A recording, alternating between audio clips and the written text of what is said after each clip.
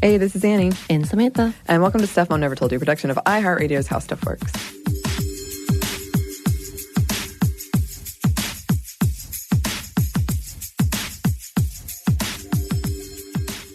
For today's episode, it's kind of a follow-up on one that we did recently on body positivity. And before we get into it, trigger warnings at the top for very brief discussions of sexual assault and suicide. And yeah, we recently did an episode on body positivity, and you, Me? Samantha, suggested that we do a companion episode on mental positivity. Right. Which is a broad term that I think we coined. Are we coining it? Do we maybe? want it? Are we coining it right now? Maybe. We just said it because it is linkage, but it's more of like mental health.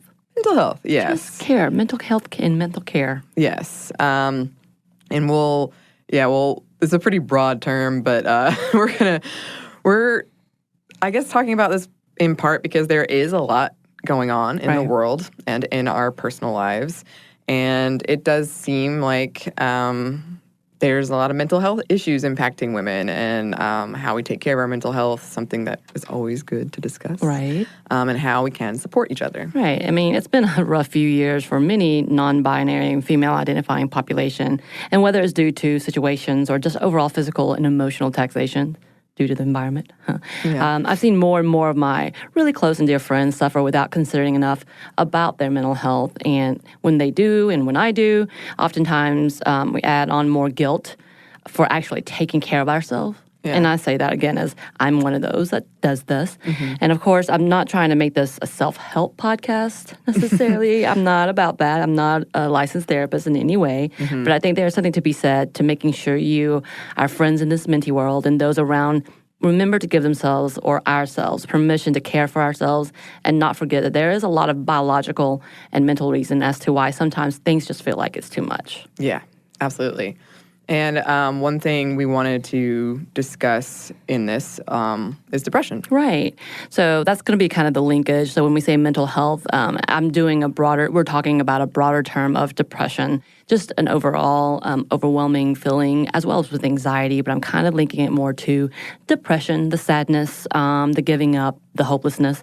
So that's what we're going to focus on today. And there are many different types of depression. It's not just the simple, I'm depressed. Mm-hmm. Although, you don't have to say anything other than that to ask for help. That's just a good term, and it is what it is. Mm-hmm. But it's helpful to have a definition and understanding of what may be an underlying issue that we should be talking about. So out of the many and plethora of, I'm sure, identifications and actual titles, here are a few. Some of the ones that are going to be more familiar and probably a little more used in the public world. As opposed to the private world? I don't know. You know what I mean.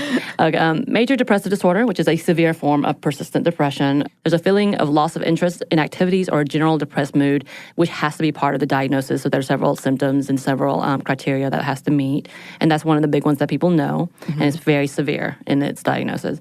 The persistent depressive disorder used to be known as the dysthymia, or a low-grade persistent depression, which lasts 2 years or longer. So it's persistent, but not as severe as major. And then you have the postpartum depression, or depression due to infertility or pregnancy at the same time. So it's kind of all that linkage with that hormone or the lack of. Mm-hmm. Then you have the premenstrual dysphoric disorder, which is PMDD, which is pretty severe. And I know we use some types of birth control to control that as well. Seasonal affective disorder, y'all know what that is. You get sad in the wintertime.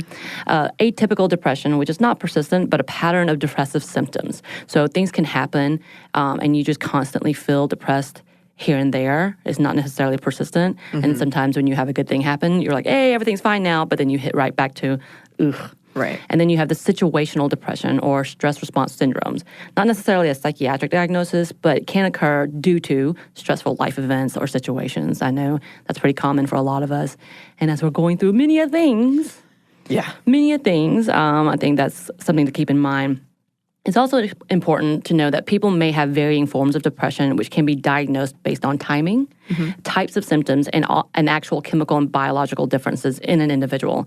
And multiple types of depression can actually be diagnosed simultaneously. So you could have major depressive disorder and persistent depressive disorder. It can be a dual thing. You can have postpartum with major depressive. So there's many linkages that we can't just say it's just this. Right. And also remember, hormones and thyroid issues can cause major roles in depression and mood as well. And we do have some statistics from Mental Health America for you.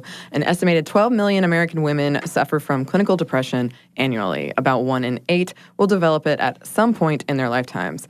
And yeah, all kinds of things go into depression: genetics, hormones, reproduction, biological factors like premenstrual syndrome, infertility, childbirth, menopause, and societal factors like work stress, family responsibilities, sexual assault, and poverty. And interestingly enough, just because we were talking recently about the daughter syndrome, dutiful daughter syndrome rather, and females being the main caregivers, actually they are high risk for depression just on top of that.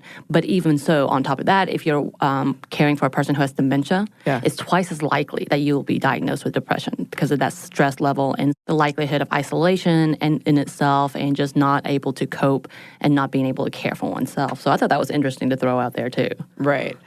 Over 50% of women believe depression is a normal part of aging and menopause and do not seek treatment for it. And that's where they think their depression is coming from. Right. And actually, depression in women could have a misdiagnosed rate as high as 50%. Wow. So that's, and I thought that was fascinating just to know that women in general can still be misdiagnosed, even though we may be a little more vocal than the opposite sex. But it's still misdiagnosed often. And as Anney stated earlier, half the women who are diagnosed don't even seek treatment. Yeah. Over 50% of women think that depression is totally normal for 2 weeks or longer after giving birth. And that is one of the number one reasons people and those identifying as female oftentimes don't seek treatment. They believe it will pass or it would be better or it's just better to wait it out.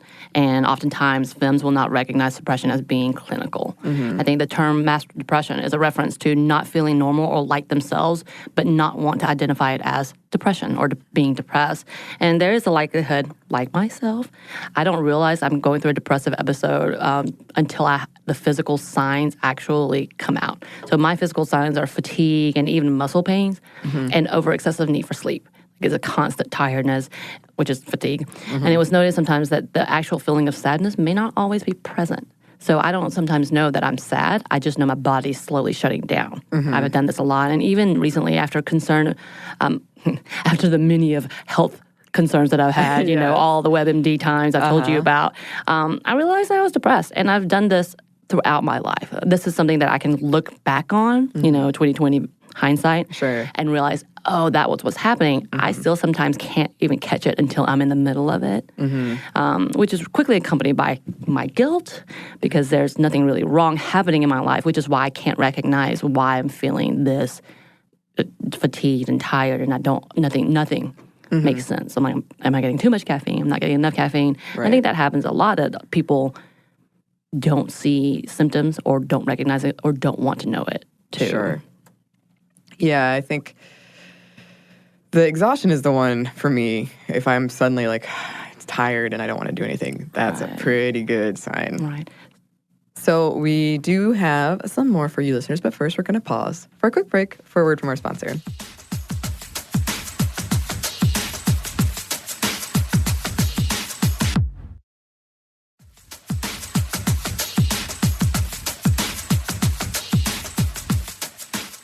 And we're back. Thank you, sponsor.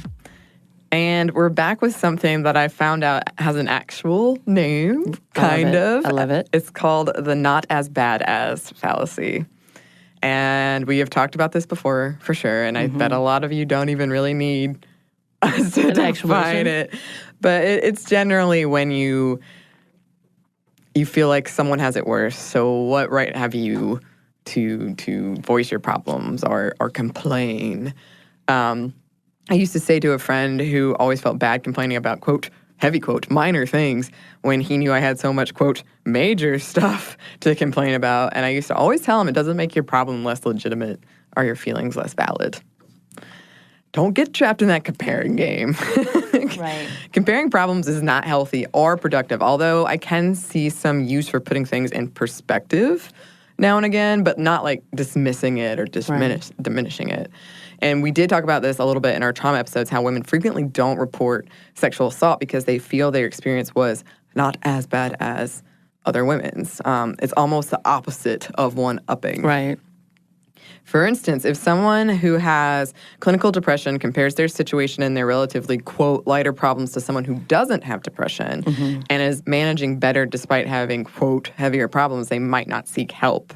And they might internalize that in a negative way. They might experience all sorts of negative outcomes. And many of us get our self-worth in part from perceived strength and resilience, which might keep us from admitting that we need help or might make our self-worth take a massive hit. Yeah, that's absolutely me. I want to be like, I'm the strong one. I'm okay. I'm stable. It's all good. I don't need any help. Yeah. I need a lot of help. Well, we're going to get through this together. I'm the same way, and it's good to have friends that know that about you. Right.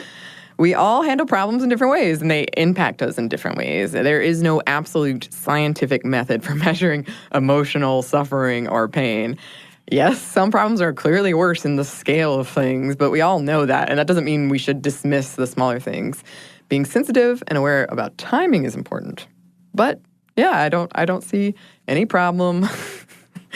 It just doesn't. We all do it, and it's frustrating when you see someone else do it, but then you do it too. Well, it's not as bad as that. Right. But in the end, there's plenty of space for everybody to have issues and need to fix it. Mm-hmm. Oh, absolutely. And for my recent experience with my dad dying, I didn't want to burden other people, especially if I knew they were dealing with their own things, and I didn't want to ask for help or bother or upset anybody. I have a friend who used to say that by trying not to create problems by asking for help, I created my own bigger problems and needed more help. Right. So. I think that was one of the things I kept telling you. I'm like, you need to understand, we want to help you. Those who really care about you want to help you. And when you don't talk to us, it makes us feel just like how you're feeling about the fact that you couldn't come to us. And we would much rather be with you than not and wonder what we could do. And that's one of the big things for everyone to realize. I mean, I'm talking to myself too, because in my head, I grew up with, and this is something we talked about with the trauma stuff, not wanting to be in people's way, or not wanting to be a burden, or or feeling like I'm going to be rejected, all of those different things. But in actuality, those who love you and care for you would much rather be there with you than not know what happened and come back to, oh my gosh, what happened to you? Why couldn't I have done this? And I think when we talk about like suicide rates and those who have taken their own lives, I know those who remain have that excess guilt of what could I have done? I didn't know. And not everyone, but there's this level. And not that hopefully it's not on, we're not going to victim blame anybody, but the truth of the matter is, in any situation, we would rather be there for someone than to wonder what we could have done. And that goes for everything. Just someone who's going through any tragedy and are able to come out of it, to be able to be, hopefully, I would think, in my group of friends, they want to be a help. Yeah. And they would love to be a part of that. And it makes, I don't know if it's karma or whatever, but just essentially, like, it helps them too. Right. It is a part of that as well. And I think when we were talking about you were not one to tell people, who had gone through similar things of death. And I'm like, what are you doing? I was like, I don't want to upset anybody. And I'm like, but no, this is not about them. Yeah. This is about you needing help, and that's for everyone and anyone. I get that. As a social worker, I'm like, I don't want to think I've gone through my own things. I can't project this onto you. But there's a difference in being in time of need and knowing who you can trust and knowing who you can talk to and not having to worry about that. Right. Yes. And that's something I have experienced during this whole thing. People expressing to me that they feel bad complaining about insert whatever problem here when you've gone through such a loss. Right. And it's kind of jarring. It's because sometimes you might have forgotten about it or you weren't thinking about it for a second, and then it comes zooming back. And I totally get the instinct. I've done it too. But I don't see anything wrong with talking about something else. Right. Yeah. Right. And I'm not sure why, when we were researching this, I just started wondering why it's so ingrained in us to dismiss our own problems, to our own, like, stressors and anxieties. Why do you think that is? I think that for many females and those who identify, and especially those who are marginalized females, the idea of survival and persistence means strength in oneself and the desire to not ask for help and to be the solution and not to cause problems, to not be seen, as I said earlier, a burden. Yeah. There's also this whole secrecy versus attention seeking And I think, and also a major part of this is being ignored a bit. So when I talk about being attention-seeking or being secrecy, think about the Appalachian family that kind of became a social. They're a group in itself, and they're keep it in the family, that idea. And part of keeping it in the family is not to talk to people, including therapists or anybody else, about whatever situation's wrong with you. So if you're depressed, put on the happy face. Don't act like anything's wrong because you're going to bring shame. Blah, blah, blah, to the family or whatnot. So it's supposed to be internalized and supposed to be quiet. Or the attention seeking is like, if I ask for help, it looks like I'm just asking for attention. Sure. And I think there's this fear that you're that person, especially for females. Oh, she's just an attention whore type of mentality. And it's like, can we just go ahead and push that off the table altogether?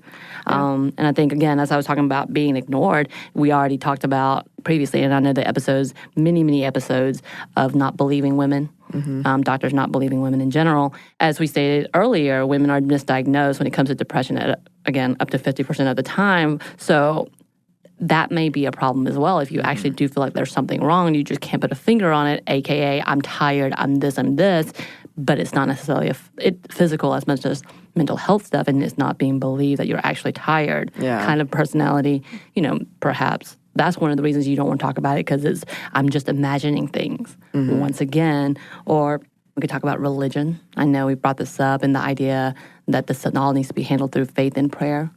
I was actually told that growing up. I had attempted suicide at the age of 12, I think. And at that point in time, I think I told the story where I went to a friend of mine. My friend of mine reported to our school counselor. I had to sit down. School counselor reported to my family. My family pulled me into a room and yelled at me about how I embarrassed them. And then how could I not come to them and to the church, and have you really been praying about this? Yeah. That was the question I was asked. And I was going through a lot of issues, identity issues. I still am. But this put this whole level of shame that I didn't understand growing up. And because I was really, really into religion up until past college years, I felt like I was failing if I was not content and happy and satisfied.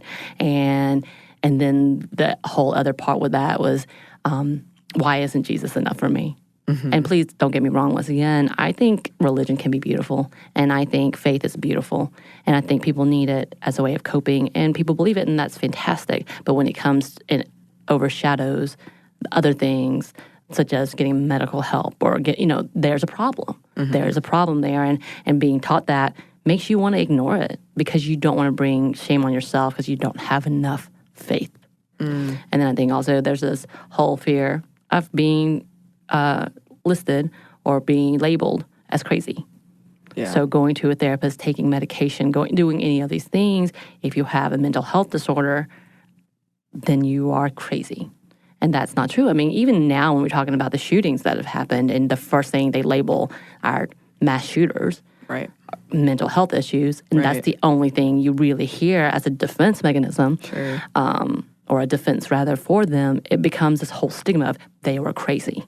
And don't get me wrong, I'm sure there's mental health in there. I'm sure there's many issues for anyone and everyone who feel like they have the right to take lives or any of that, or have the right to get something. There's some other problems. We know this. But that label in itself, I think, deters people with actual problems like this to not want to be labeled. And I think those are some of the things. I'm sure 20,000 more reasons could come about. And I know there's tons of research. As I was reading through it, a lot of it was like, all right, they may deny this, and this, and this, and this. But on the reality, it is, now what can you do? I think that's the next part of the columns that I've seen when you read through why to how or when. And I thought it was also fascinating that, again, men, there was a whole comparison to men versus women, who handles what and how they handle whatever. But it's still the fact that women also may not have the time to seek out help. Again, kind of going back to the caregiver's part. But when you're trying to, quote unquote, do it all and take care of it all, when do you have the time? Yeah. Yeah, that's true. I remember, I think I told this story on the podcast before. The first time I went to therapy, the therapist said to me, I think you don't have time for therapy and it'll stress you out more. And I was like, agreed because I didn't want to go. Right. But I always thought that was kind of strange. It's almost like there's a level of gaslighting ourselves. Like we're so ready to not believe ourselves. And I do think it's interesting that we do it to our past selves too. Right. Like, what was I complaining about at 18? I didn't know anything. And there is some, again, perspective there, but we're so ready to just dismiss. Right. It's just kind of like a reminder that hormones are changing pretty fast. Oh, yeah. In those times. And so even though, yes, drama queen is a term that oftentimes happens to these teenagers or whatnot, which is unfortunate, you do need to take the time to listen. Oh, absolutely. Because there's a lot. I think that's when I started cutting. Yeah. It was when in teenage years. And it kind of became a coping mechanism. And I'm not a severe cutter, but let me put that out there. I guess we need to put this at the top too. But like just the harming and or without realizing when I'm gripping myself, in that way, learned it as a teenager. Right. So there's a lot of habits that begin there as a coping mechanism that you need to recognize and go ahead and talk to your kids or talk to the kids around you about if you see that as a concern. Yeah. It's a really volatile time. For some reason, when we mentioned we were going to do this, the first thing I thought of was this Seinfeld episode where a coworker of Elaine, I think her name was Toby, she loses her pinky toe. And Elaine feels something like jealousy about the amount of sympathy. And I think she gets promotion, which Elaine thinks is because of the pinky toe, because she lost her pinky toe. And one of the behind-the-scenes commentary, and by the way, the toe does get reattached if you're concerned. Oh, and spoiler alert. Sorry, that didn't even come into my head. I was you like, were not concerned about this fictional in the story. Cool. But what in the commentary, one of the writers said the inspiration for the story came from a woman working on a neighboring show who had lost her baby, and allegedly her coworkers were jealous of the attention their boss gave her. Wow. Yeah. Wow. This is strange. Mind-blowing. Oh, Seinfeld. The thing is, if none of us, all 7 billion plus people on this earth, never discussed our problems because someone out there has it worse, we would never talk about the things that bother us. All of us but one person who drew the most terrible of terrible straws, we wouldn't be able to have open and honest conversations about what was going on in our lives. I wonder who that person would be. Oh my goodness, I don't even want to, Yeah, oh. No. And this is actually important in the context of policy. Sure, the U.S. has internet censorship, but China has it worse. Right. I've heard that, which is true, but it doesn't mean we don't have a problem. Right. Or Americans, men's rights activists who point to women in other countries who deal with more sexism. So what are you complaining about, ladies? So we see this on bigger, larger scale. And then there's the when I was your age thing, stop complaining. But yeah, kind of getting away from the original point. No, but you're right. I think that's exactly kind of where I started thinking about this whole idea. I had a conversation with one of my good friends recently where she felt her crashing point was the silly and ridiculous reason, even to the point that her parent asked if something else happened that triggered all of these issues.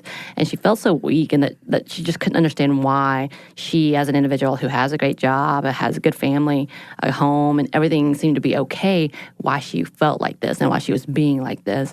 And the truth of that is it's not necessarily the issue in itself, but it's what the depression is hanging itself on.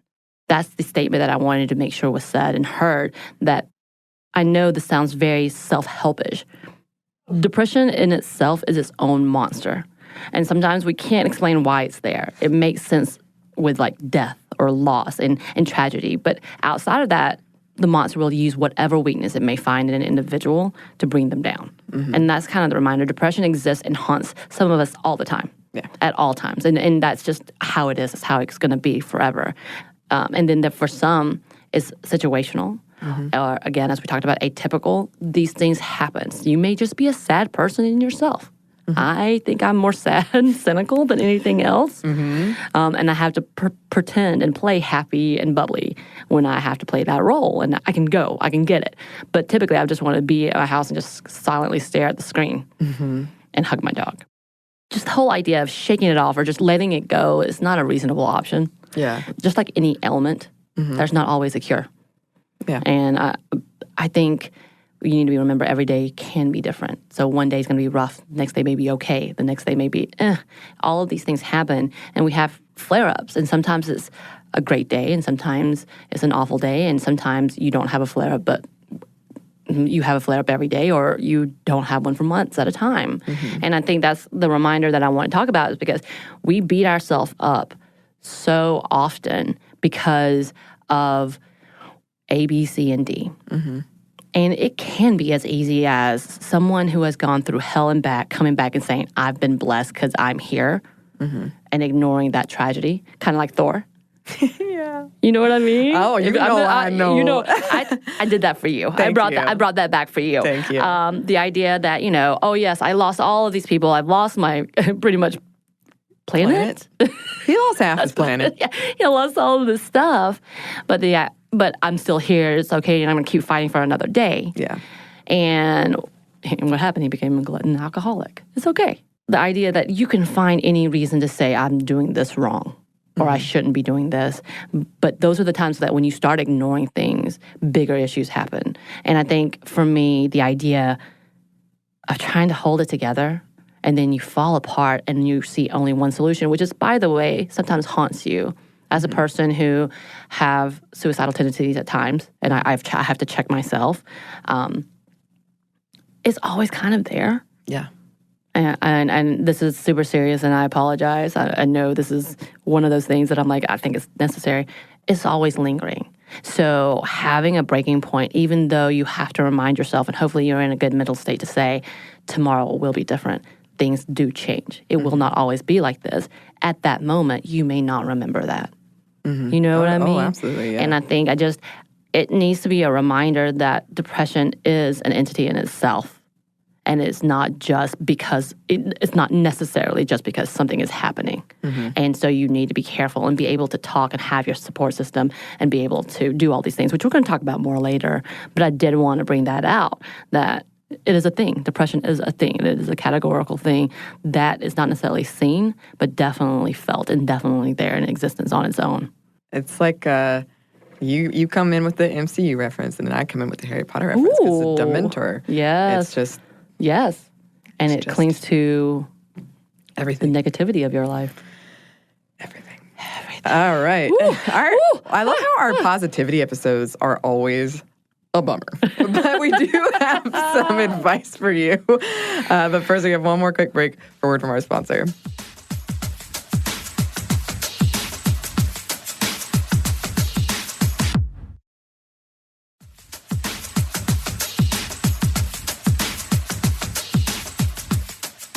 And we're back. Thank you, sponsor.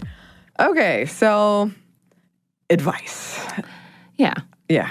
I think the beginning, the first part for us is to define it and let you know so you can recognize it. Sometimes having a title is nice. Oh, yeah, absolutely. Being able to name something is very helpful. Right. So that's where we came in at the beginning. Yes. And reinforcing the fact that just because not everything is falling apart doesn't mean you may not be feeling that. So now we're coming back with, hey, here's some things maybe could be helpful. Yeah. And I hope that you know that you're not by yourself.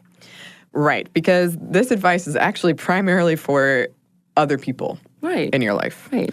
So if you're going through something, if you're in the midst of a trauma, grief, or some other massive loss, this is more for the other people, because it's hard when we detect stress in people that we care about. Right. Because we often feel it too, and we want to fix it, and it cannot necessarily be fixed. Right. And sometimes it can't even be made better, and it makes you feel powerless and useless, and no one likes those things.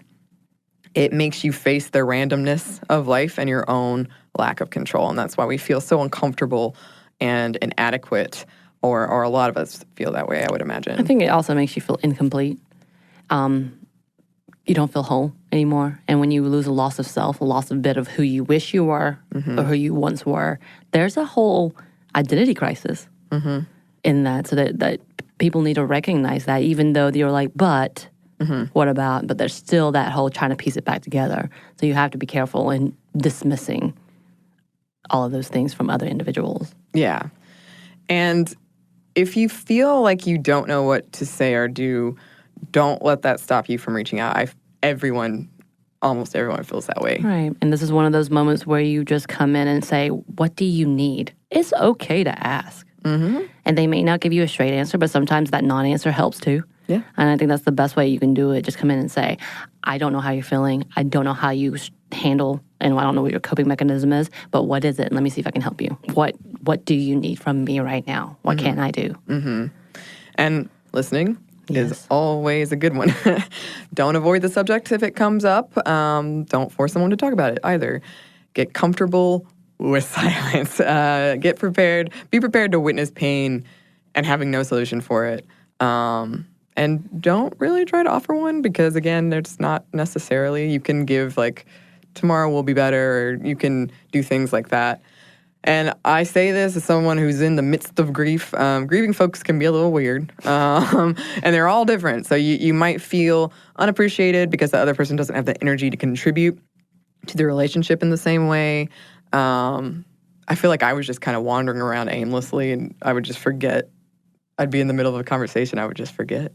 Right. So be prepared for stuff like that. Maybe don't say things like it's God's plan. She or he is in a better place. You need to move on. Look at all you have to be grateful for. You should do whatever. Insert here. They've lived a long life. Things like that. Also, maybe don't tag posts with deceased on Facebook or exes or something like that. Right. It's you need to be very careful. You need to get permission. One, this is not necessarily about you. Mm-hmm. And I say this, of course, if they're your significant other and Yeah. do what you need to do to grieve and such. But if you're a friend of a friend who you did like them, be careful. Yeah. Yeah. I would also say, with all of these things, validate the feelings Oh, yeah. of an individual. So instead of saying God has a plan for you, just listen and just say, "Oh my God, so how are you feeling? What do you feel about this? What can again coming back with the what can I do? Yeah. Whatever. We're just sitting with them and ask, how are you feeling about this? And then listen, because if maybe that person is religious and they say, Yeah. I appreciate the time and they're in a better place. Celebrate that with them. Yeah. That's fantastic. Go ahead with that. But again, not everyone grieves this way either. And that's the same thing for anyone who's going through depression and it has no trauma or tragedy in it. There's no reason. They have to have a reason. Just ask, what can I do? Again, listen, sit and listen. Of course, it's always nice to hear you love them. Yes. I'm sure they'll take that in any way because I would love that. Being appreciated is always nice. Absolutely. Check-ins. Check-ins are great for the long haul, too, especially on big days. If we're talking about something like holidays, anniversaries, birthdays. I found this quote, grief lasts longer than sympathy. And in those first weeks, months, people usually don't know what they want or need. So by the time they've figured it out, people have stopped asking a lot of times. And I can tell you, I am afraid. Like, I'll wake up at night and I'm like, one day people won't check in on me. So very important. Very important. Well, and with that, I would add, it's not about you. So just because you're uncomfortable, sorry. You need to deal with it. Now, of course, if it's something because you have PTSD and you have trauma, of course, take care of yourself and look to yourself and see what you need to do as well. But if you're someone that has good friends, you should also be a good friend, and not everyone, and everyone's going to experience something sometime. Yeah. Right? And some things may be uncomfortable. And I think I dealt with that with my own PTSD triggers and sexual assault stuff. And of course, obviously, we're hearing so much now, so many things today. But one of the things that shut me down real hard with a couple of friends of mine is just them dismissing me or saying that they're uncomfortable or saying that I'm being inappropriate. Yeah. When it's my own experience. Right. You don't. Yeah. Please don't be that people. Please don't. Because I'm sorry it makes you feel bad because you've never dealt with that. Yeah. But you need to take the time and think, what can I do to help, and not, oh my God, how do I avoid this? Right. Right. And one that you've been a good piece of advice that you brought up a couple of times is offer practical, helpful things like getting groceries, food, taking care of errands, covering something at work. And yeah, don't depend on the person to call you because they probably won't. Offer concrete things with times and make sure to ask. Things become very precious in grief. Something might look like trash or laundry to be washed, but it might be a precious item of the dead or an ex. Be sure to check. Also, for the long haul, your help might be even more valuable later. Right. Run interference. Yes, that was Yes. so nice. When someone is going through something, everyone wants to help, and it's well-intentioned but exhausting. So having someone there to be like the gatekeeper is really helpful. And understand what this can look like, what grief can look like, what depression can look like, and that it can look different for everybody, and that it does involve a lot of extremes. And when you are going through something that's situational, a lot of things I read said to watch out for signs of depression in the long term. They don't go away. I also learned that apparently recovery takes 18 to 24 months on average. What? I swear, this was Samantha's suggestion, and I feel like it's very selfish because I'm like, Anney needs all of this help right now. Please check in on her. But it was your idea. It was. This is my idea. And take care of yourself too. Yeah, don't lose sight of your own needs. Not doing so, you can't be there for the other people in your life. And I found this really cool thing called the ring theory about the circles of comfort from Susan Silk and Barry Goldman. It was a 2013 article from the LA Times. But it just shows how, like, you need to, even if somebody is going through something terrible and you got to take care of them, but then you got to find something else to take care of you too. Right.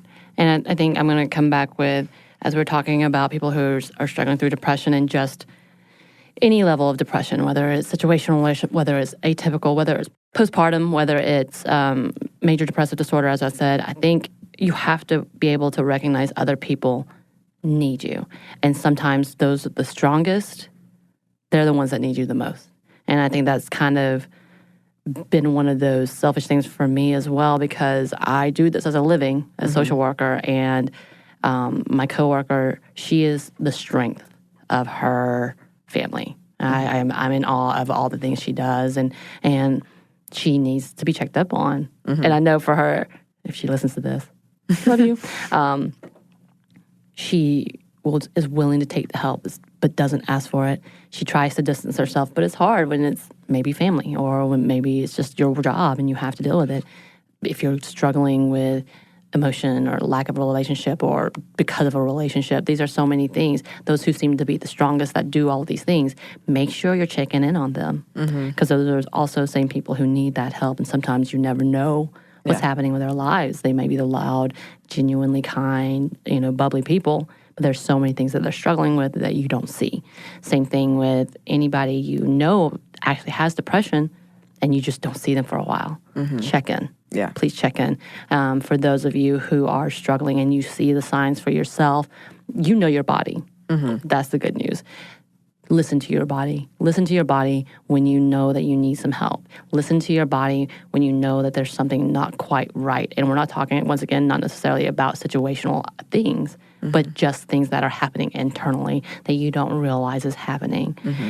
Again, we're talking about what's happening today with all of the sad videos and all of the things that are happening around our country, all of the things that we're having to continue to fight about.